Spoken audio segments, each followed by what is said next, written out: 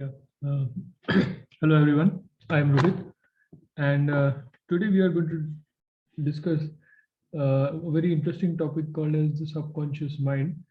I am Rohit, and I am the author of this book, Decoding Human Psyche.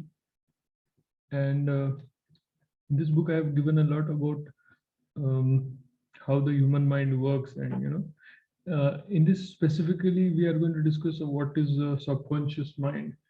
Now, before I start, I have basically what I've done in this book is that I have collected a lot of material which I could read from regarding the human psyche, and I have added some wisdom of mine itself, what I understood, and I have put that all together. So there's not one source, but from multiple sources what I could get, and so this is not a textbook of psychiatry or psychology or something. This is basically what I understand of how I understood how human mind works and how human psyche works. So this is this may basically some sources it may have a different teaching than what is given in this book. So we'll just go with it. So basically, we are going to talk about the subconscious mind, which is a very important thing. Why you should be, learning about subconscious mind? It is because subconscious mind is a very important asset which a person might have, and also a liability. So actually, there's something called as so the subconscious mind is actually getting programmed um, every moment of every person. So if a subconscious mind is a properly programmed one, it's a very good asset. And if it is a bad one, badly programmed subconscious mind, it's a very bad liability. And so if you want to succeed in life, you should have a good, properly programmed subconscious mind.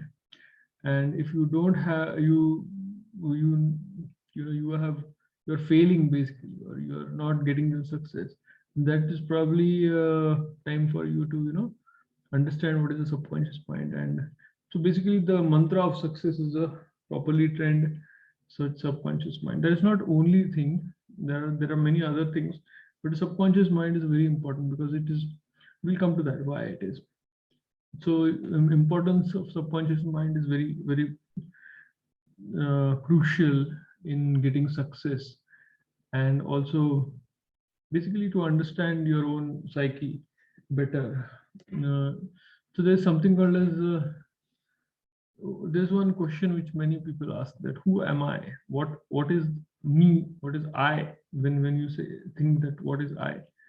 What is I is basically the conscious entity which is sitting in our head. The materialistic people, materialistic mind, or materialistic people who believe in materialism, or maybe if you ask some doctor or medical fraternity, they will tell you that me is this body.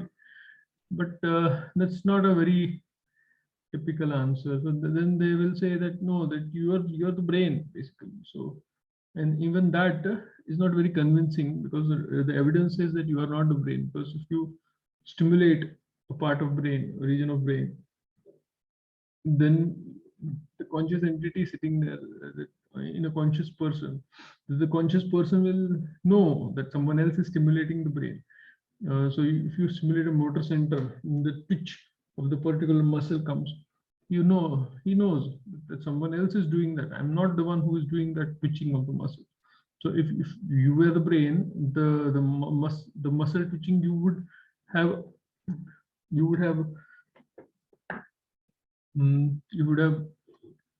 assumed that you would have thought that this twitching is done by me if you were the brain. But so the conscious entity which is sitting in the brain is the conscious mind. Now, I'm not going to go into details of why hard consciousness, the problem of hard consciousness, and why consciousness is a very difficult topic, and how it is relevant and all. But basically, the conscious mind is sitting. This is some conscious entity which is sitting in our head. And okay, if you think that what is a conscious mind, if you want to, if you are thirsty, If you want to drink water, what do is you just get up, you walk towards the water bottle, you'll open the bottle, you will drink. So these are very simple things for us, but it is a very complex process actually. So there's a motor area over here, and there are multiple neurons over there.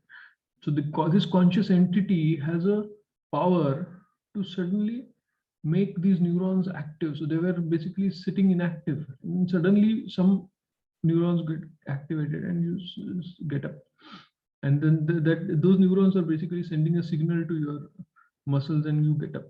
And then again, you start walking. So there are some other neurons which are getting stimulated, and then you start walking. This neurons are getting stimulated means the channels, calcium channels within them are getting activated by itself without any external entity. It's very difficult to for the materialistic mind, or for science to understand why suddenly these neurons choose to fire. And it's difficult to.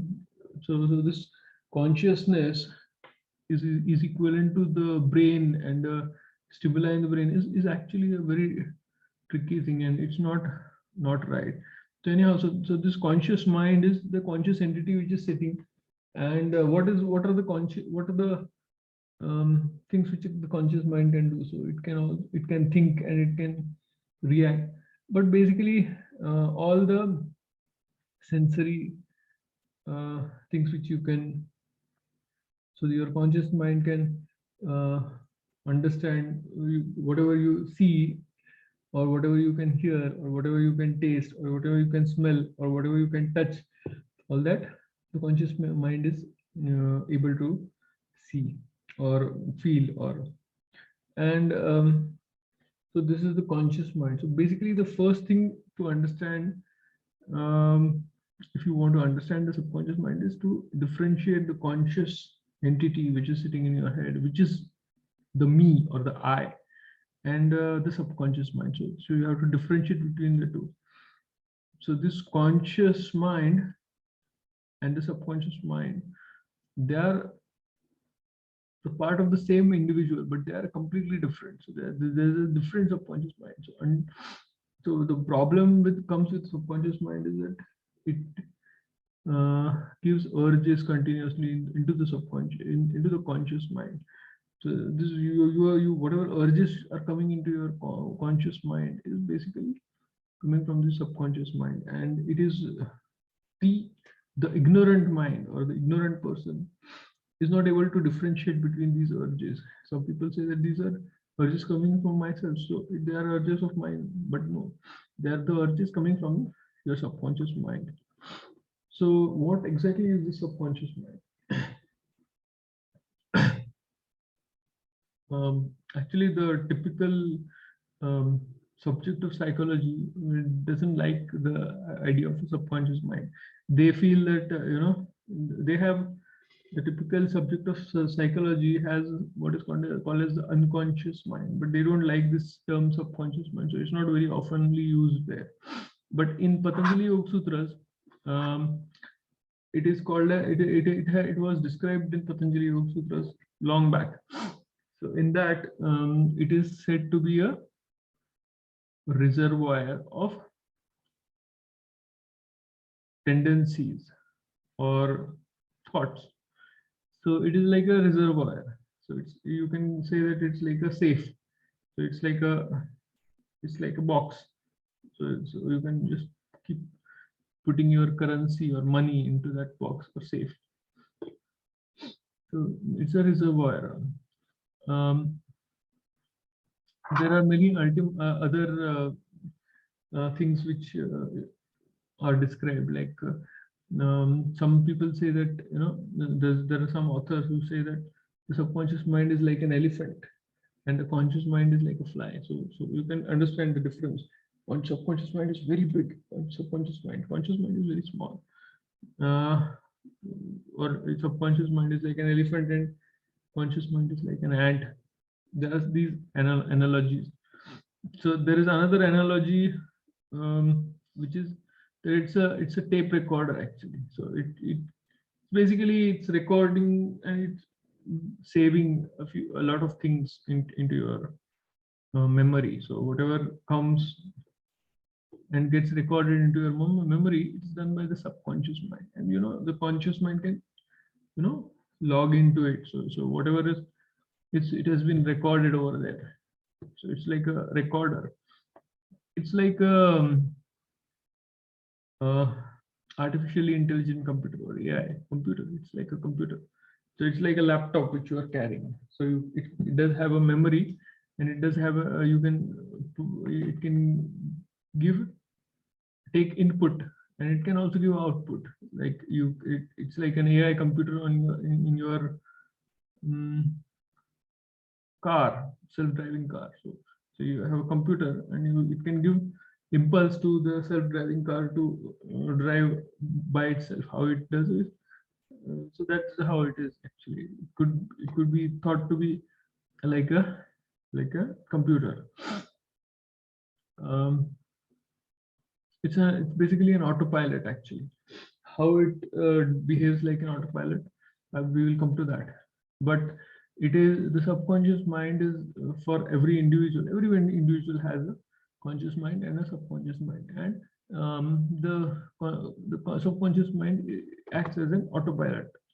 But the problem is that the autopilot is actually on 24/7. So it's on all the time. Whenever you are conscious and you are doing, it will be active, and you have to choose whether actively you have to intervene or you let the autopilot mode run. So it's a 24/7 active autopilot. In Bhagavad Gita, it is basically called as the Sarathi. So in Krishna used to say that the mind or the man or the subconscious mind is your Sarathi. It's your driver. It's your autopilot basically. So it can drive you around if you let it drive, or if you want, you can choose. No, I don't want to go on the right side. You go on the left side, or you go straight. Like that. So you can decide, but so Krishna said that this body is actually like a rath, or it's like a chariot, and it's your charioteer or sarathi.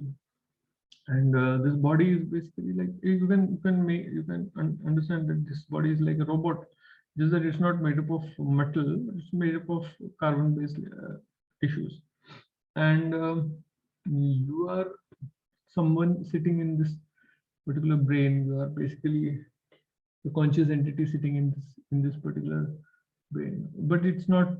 We don't know whether this subconscious mind and subconscious mind is sitting in here.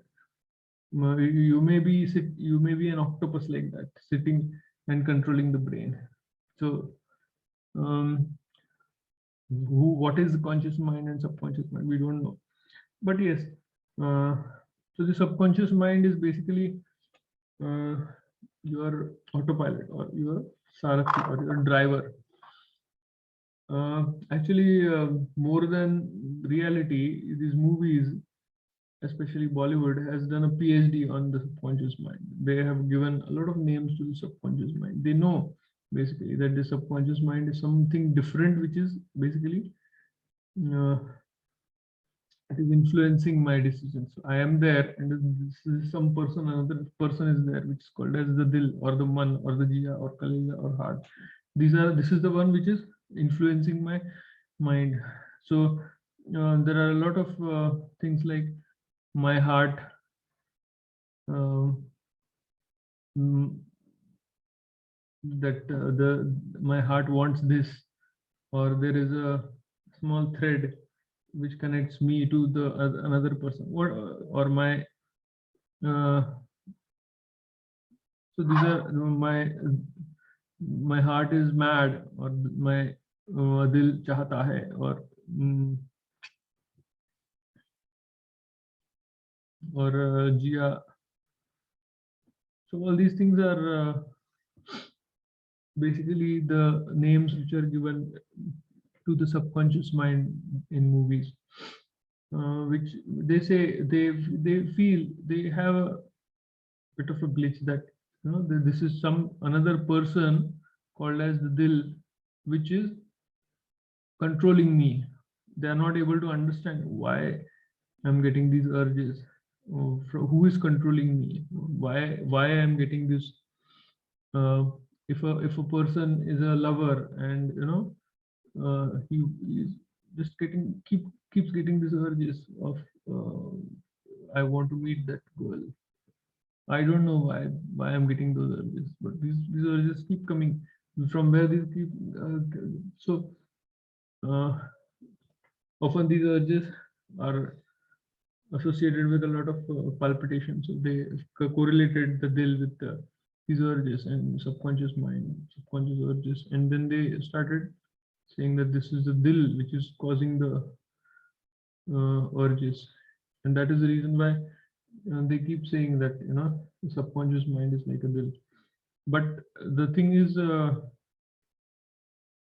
subconscious mind, the person gets these urges because the subconscious mind is putting these urges. So this why a particular thought emerges in our conscious mind. This question is answered in the Patanjali Yoga Sutras.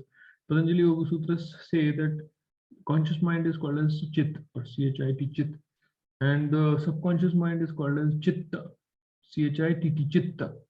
And it suggests that the uh, subconscious mind or Chitta, you have to keep purifying it. It's called as Chitta Shuddhi. And this Chitta can put urges into or thoughts. So whatever thoughts are which are coming suddenly into your mind, they are being put by the subconscious mind. So the subconscious mind has a how it acts as an autopilot is by putting urges into your mind. So to to make the judgment that whether this urge is right or whether this urge is wrong, you need some more energy. So either you can spend that energy and keep analyzing it consciously whether this urge is right or whether the urge is wrong, or then you can instead of uh, spending that much time and energy, you can just okay, I'll go with that urge. So this instead of if you consciously spend that energy, then that is a different system.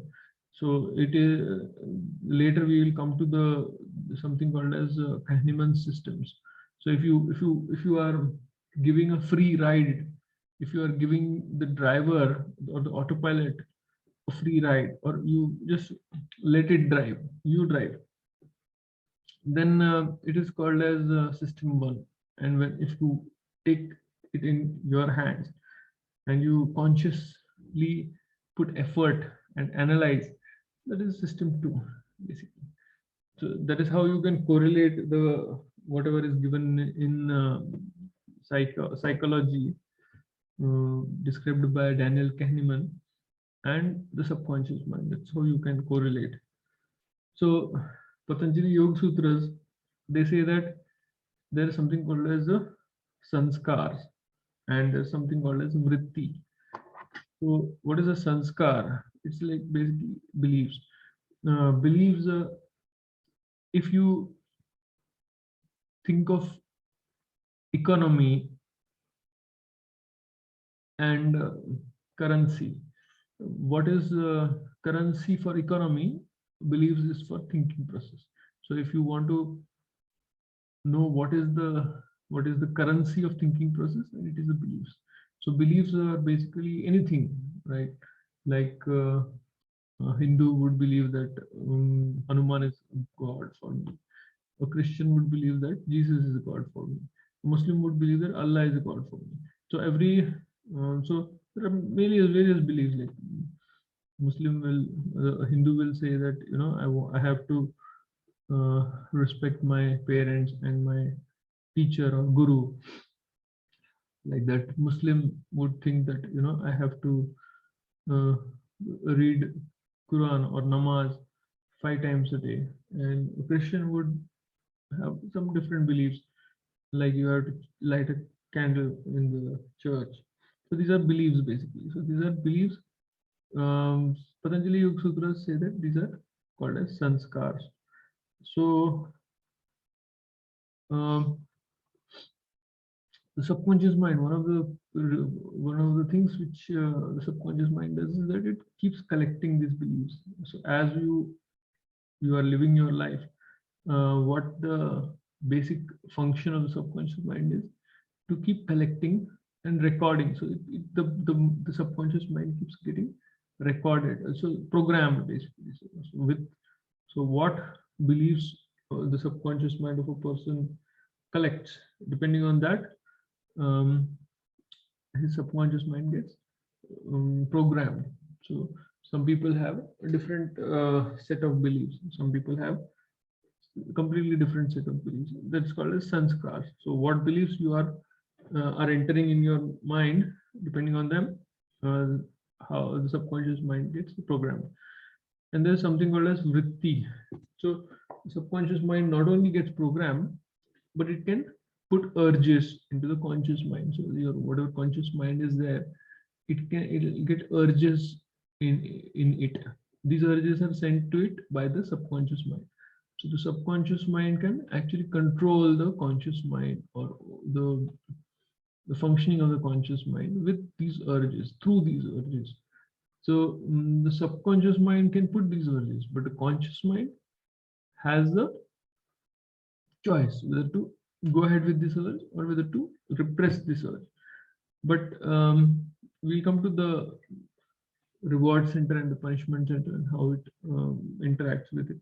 But basically there is something called as a reward center, and there's something called as a punishment center. And there are some urges which are directly stimulating the punishment center, and there are some urges which are means basically anxiety center. So those urges are anxiety generating urges. There are some urges which are generating reward. So this particular beliefs, or this particular um, beliefs which are getting incorporated in your subconscious mind, are basically two types of beliefs. One are like what gives me pleasure and what gives me pain, what gives me anxiety. So there are again two types of urges basically. There are some urges which are meant to pursue happiness, or meant for pursuing reward center stimulation, and there are some urges which are meant to avoid getting punishment centers getting stimulated. So let's say you have a let's take an example of pizza. So you have never seen pizza, so you don't know what is pizza. So your subconscious mind doesn't know at all what is pizza. But then your friend orders your pizza, and you've seen it for the first time. So your subconscious mind has got a particular event that yes, this is called as pizza. So it stores it. But then you eat it and you like it. So you have basically got a reward center which is getting stimulated while you eat pizza. So this particular event gets recorded in your subconscious mind, that I like pizza. By pizza gives me pleasure.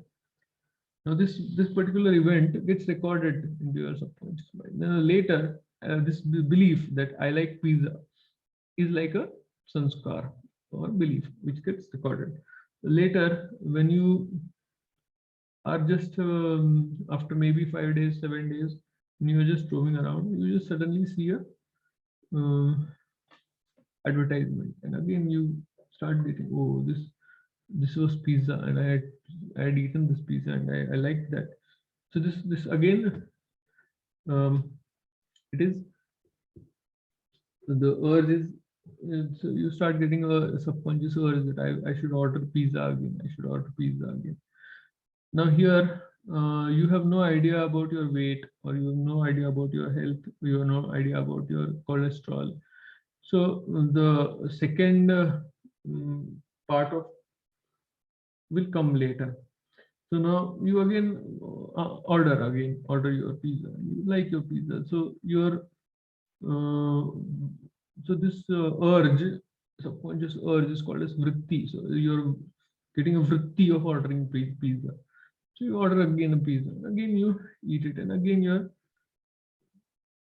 so then suddenly you start having um, some problem, and you go to your doctor, and you doctor sees your weight, and your weight is a bit more, and your cholesterol is a bit high. So your doctor tells you, no, you should not eat pizza. Now again another sanskar or belief has entered into your brain that eating pizza or eating junk food is bad for your health.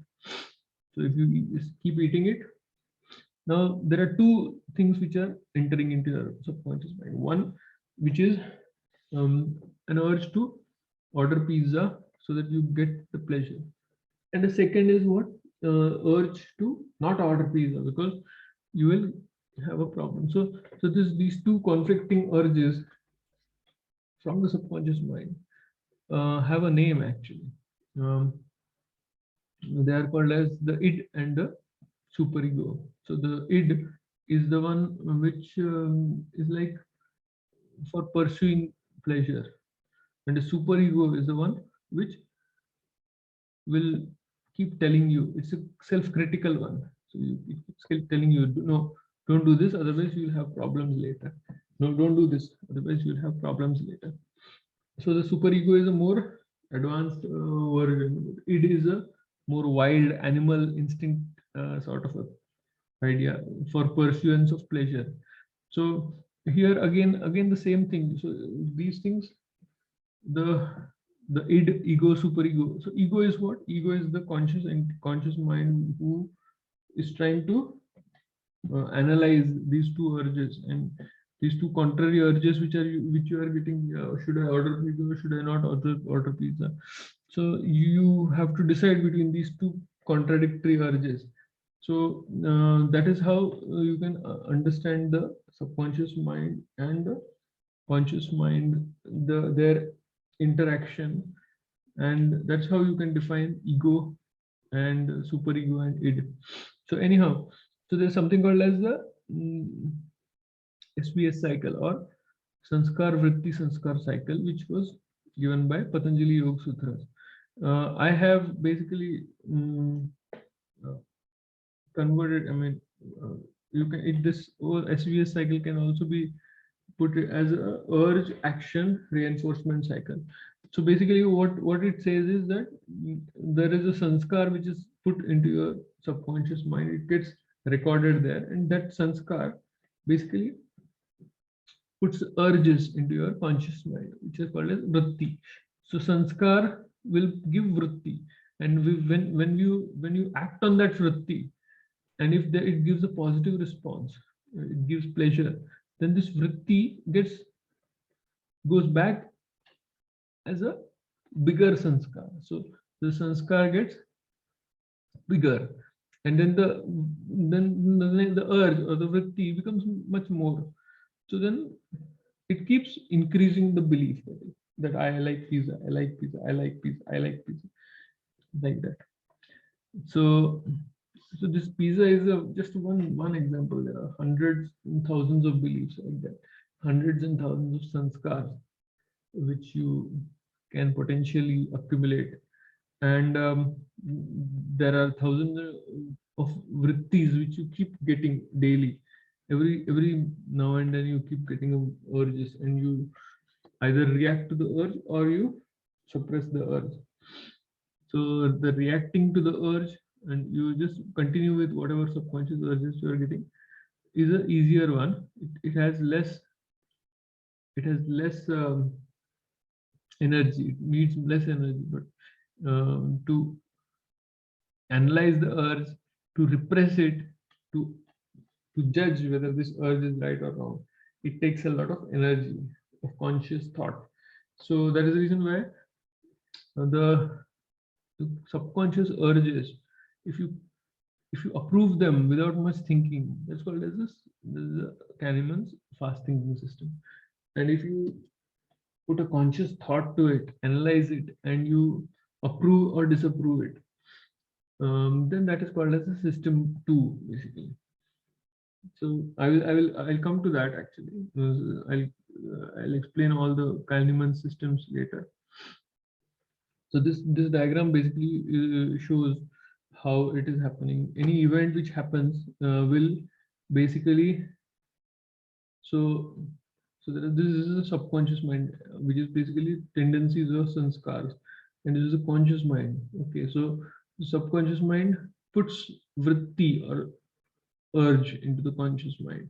So if the conscious mind, if there are some events which are happening, like someone else ordering pizza or you watching a TV commercial of the pizza, but there is some action which happens, like the conscious mind, you act on it, or act on it, like ordering pizza and eating pizza, and then you are getting a stimulation of pleasure out of it. So these events can also strengthen the urge.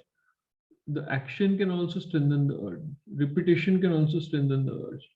So conscious, the subconscious urges or the subconscious tendencies or sanskars get aggravated because of this action or certain events or repetition. So the more the number of times you order pizza, the subconscious urge or sanskar or belief that the pizza, I like pizza, will get strengthened.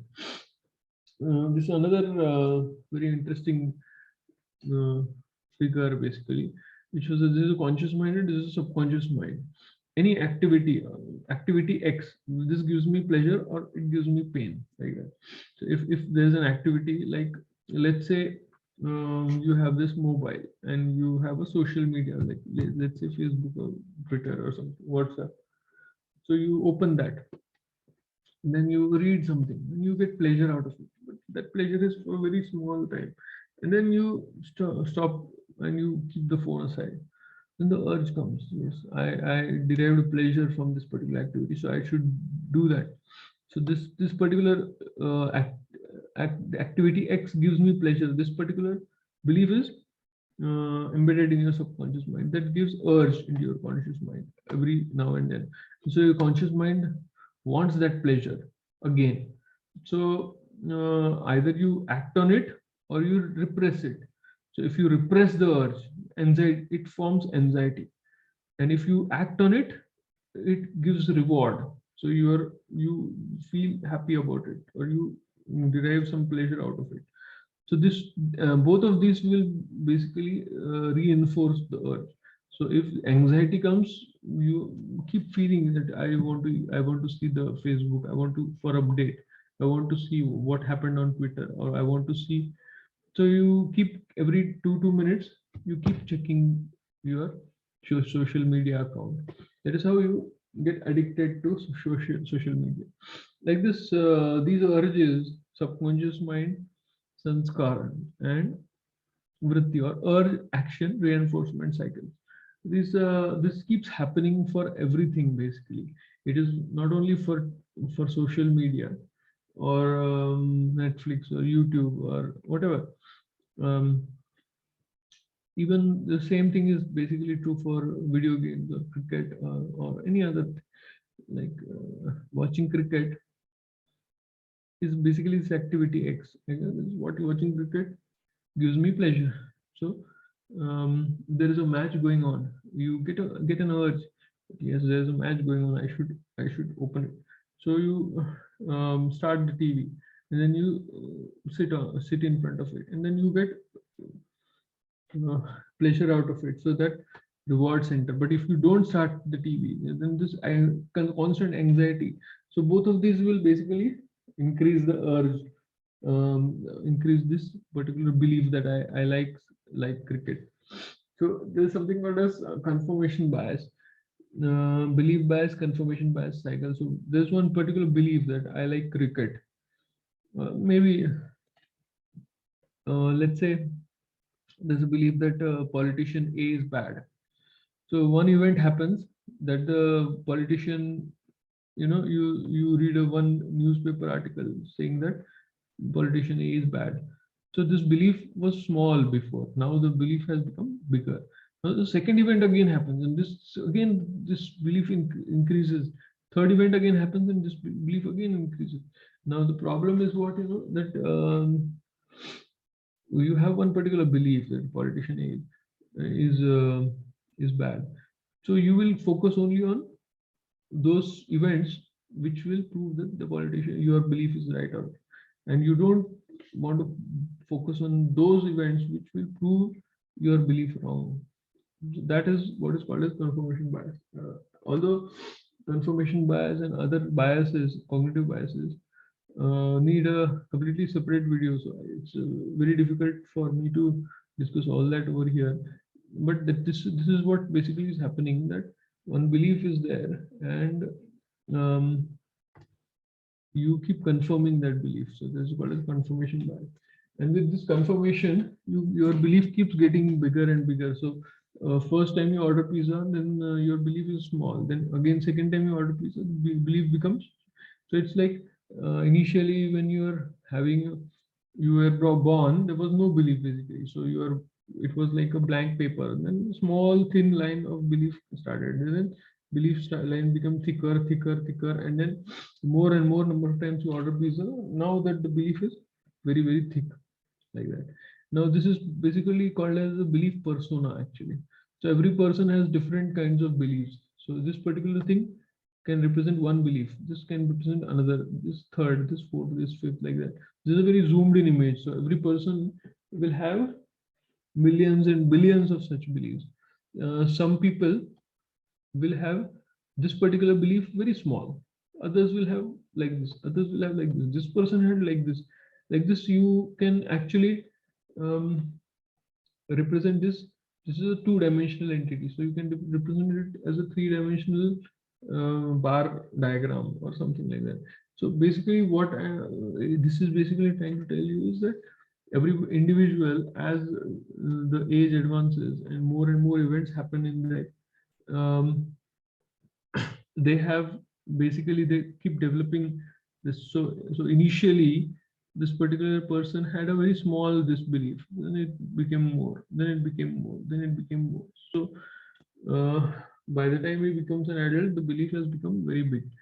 Now the thing is that your belief persona keeps evolving. So every person, like every person has a different shape of face and a different retinal vessel architecture, and a different fingerprint, and also a different DNA, um, that is the genes basically.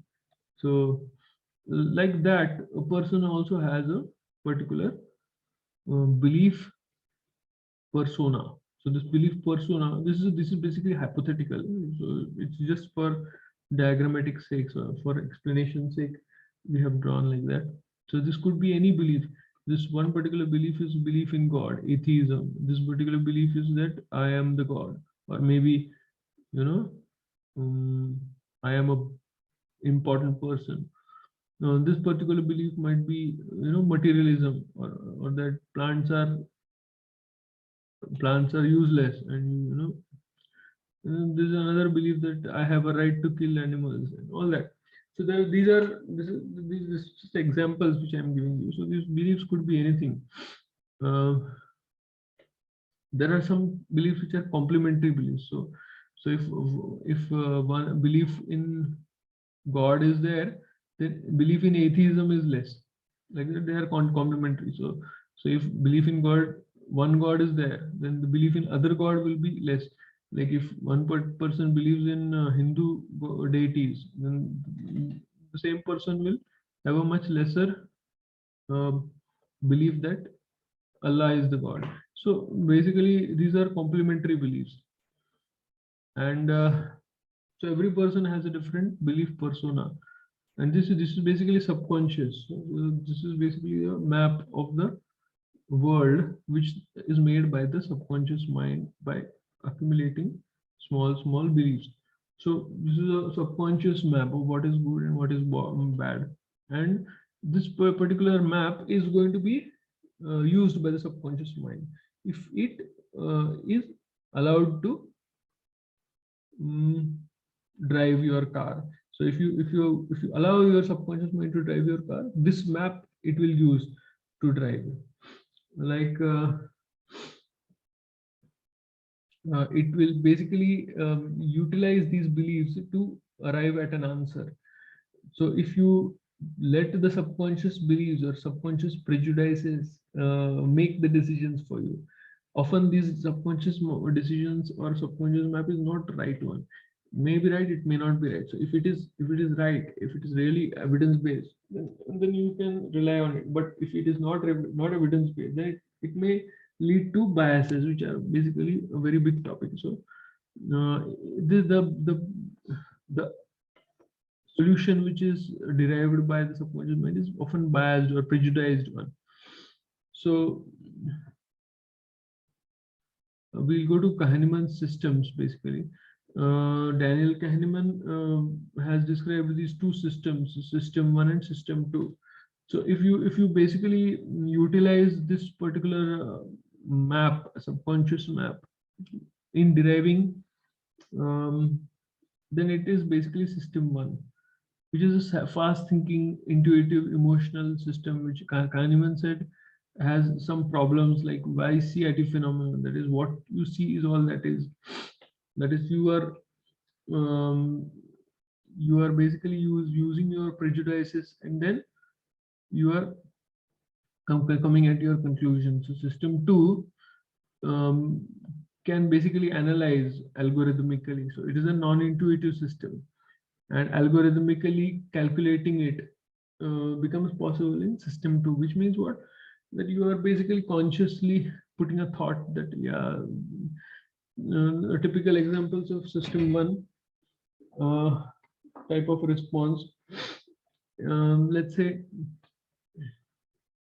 you want to buy something basically. Let's say you want to buy shoes. Then system two kind of activities one. Yes, I will analyze all the options, and I'll see what cost, what shoes better for what function I want, all that. And system one, like the kind of activities what. Yes, my friend had this particular shoe, it looks good, so I will use that.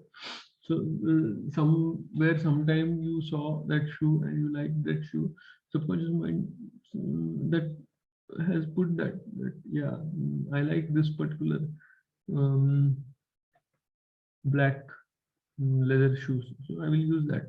So this is a system one type of this thing that, but system two is what? Analyzing multiple times and coming on to a conclusion. So most of the times people use system one rather than system two. That is the reason why advertising industry basically is very effective, because you put to program the people's subconscious mind of that your product is good, and then the subconscious mind will put an urge into the customer's mind, and then they will take basically, because they are basically using their system one urges. So these are the Kahneman's urges. The system two basically has something called as ego depletion. So it cannot do multiple things at the same time. So most of the inconsequential decisions which we make with system one, and the system two only we use. We have to basically train ourselves to use system two, which is called as mindfulness basically. So if you want, now this system of Kahneman is itself also a very big topic, and I cannot keep wasting time on this. So I will probably, it'll have to be discussed in a separate video. So there's something which I need to discuss in short over here as well. There's something called as reward center, and there's something called as punishment center or anxiety center. So reward center is also of three types actually: short-term, medium-term, and long-term reward center simulation. And these itself are also meant for a completely different video, which I don't want to spend more time on it. But yes, short term is basically like dopamine based or oxytocin based. When you hug or kiss, it's oxytocin which is released, and that causes reward center stimulation. But it's very small short term. When you are watching TV, or when you are hearing music, when you are eating something good, so all that is also again reward center stimulation, but it's very small. And as soon as your good taste is over, then it goes away. So it's a very short term. Medium term is what, when you get a job, when you become something, or you get popularity, or whether you buy a car, or whether you when you buy a bungalow, all that is medium term rewards and stimulation. The problem with that is that it is medium term. It's not complete. So someone can take away the car, or your car may get damaged, or um, you have a very small car and your friend buys a bigger car. So your happiness is basically medium term. It's not long term. It can be taken away from you. So the happiness no longer remains there. So long term is what? Long term contentment. So when you do your duties properly as a parent, or as a doctor, or as a soldier, or as a teacher, and you're a teacher and your student gets good marks, then you have a long-term contentment. That is basically serotonin based, and it is a very long term, so you cannot take it away from that. So reward centers are multiple actually. These are also, there's something called as punishment or anxiety center. So there are some urges which stimulate this anxiety center. Basically our life completely revolves around these centers, and these centers are very intricately related to the subconscious mind. So there are sometimes the subconscious mind activates these reward centers, and sometimes, many often, it activates the punishment or anxiety center.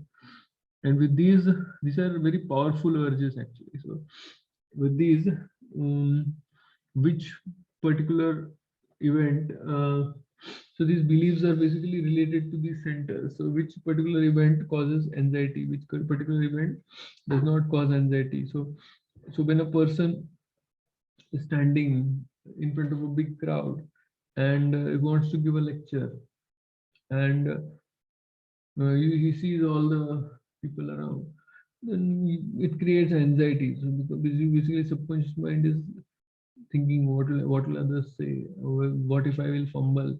What if I am wrong? So this all creates anxiety. It basically is putting an urge of stimulating of anxiety center. So the life basically revolves around these three punishment, these reward centers, and one punishment center. Now, if you utilize the subconscious mind, or system one, all these biases can, these biases individually, each bias can basically be a different complete video. So I cannot go into detail of each of them. There's belief bias, confirmation bias, congruence bias, self-serving bias, availability heuristic bias. These are all very, very important individually. So each of them needs a completely separate video, and you can talk to. So if you are utilizing the subconscious mind, and the subconscious mind is a prejudiced one, there is some lot of preconceptions which are there into your subconscious mind. So your subconscious mind is basically programmed in a wrong manner, or mal-programmed, and you have put a habit of utilizing the subconscious mind. So you keep using the system one rather than using the system two. Then you end up with all these biases. And with all these biases, you will end up into a wrong choice. And if you have wrong choices, you'll have bad consequences of the wrong choices. You keep making wrong choices. So you keep ordering more and more pizza. You keep ordering more and more pizza because your subconscious mind keeps stimulating you. So you will become fat and you will start developing heart disease. So something like that. This is basically just to give you an example. So thank you very much for your attention. And if you want to learn more, I think that you subscribe and you check out for more and more contents and more videos, which I will keep updating. And thank you for your attention. Thank you.